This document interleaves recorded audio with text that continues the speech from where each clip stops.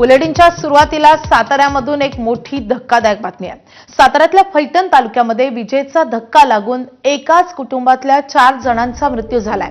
खामगावमध्ये विजेचा धक्का लागून पारधी समाजातील एकाच कुटुंबातील 4 जणांचा जागीच मृत्यू झालाय। घरासमोरील विद्युत केबलच्या तारेला स्पर्श झाल्याने हा मृत्यू झालाय। एकमेकांना वाचवण्याच्या नादात 4 जणांचा मृत्यू झाल्याची दुर्दैवी घटना घडली आहे। मृतांमध्ये 2 महिला आणि 2 पुरुषांचा समावेश आहे।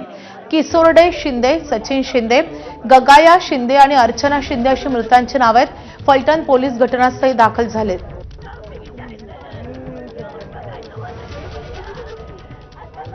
शुभम बोडके आपले प्रतिनिधी सध्या आपल्या सोबत आहेत। शुभम, नेमकी दुर्घटना कशी घडली आहे?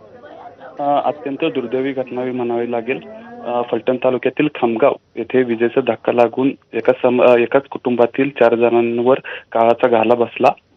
घरासमोरील विद्युत केबलच्या ताराला स्पर्श झाल्याने या चौघांचा देखील मृत्यू झाला आहे।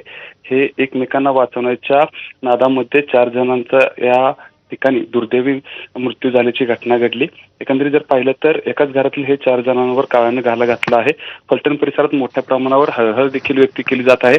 पंचनामा करण्यासाठी पोलीस यंत्रणा देखील तिथे तैनात झाली आहे। नेमकं विद्युत तारा कशामुळे तुटल्या, काय झालं या बाबतीतला संपूर्ण तपास आता पोलीस करताना देखील पाहायला मिळतात। मात्र एकाच कुटुंबातील हे जे 4 जण जागीच मृत्यू झाले त्यांची नावे जर पाहिली तर यामध्ये 2 पुरुष आणि 2 महिलांचा समावेश आहे। किशन शिंदे, सचिन शिंदे, गंगूबाई शिंदे आणि आरती शिंदे अशा मृतांची ही नावं आहेत। आणि अत्यंत दुर्दैवी घटना म्हणावी लागेल। अशी वीज लागून या ठिकाणी या चौघांचा एकाच कुटुंबातील मृत्यू झाला आहे। वैभव, या घटनेसंदर्भातले अपडेट जाणून घेत राहू। सध्या धन्यवाद या सगळ्या सविस्तर माहितीसाठी।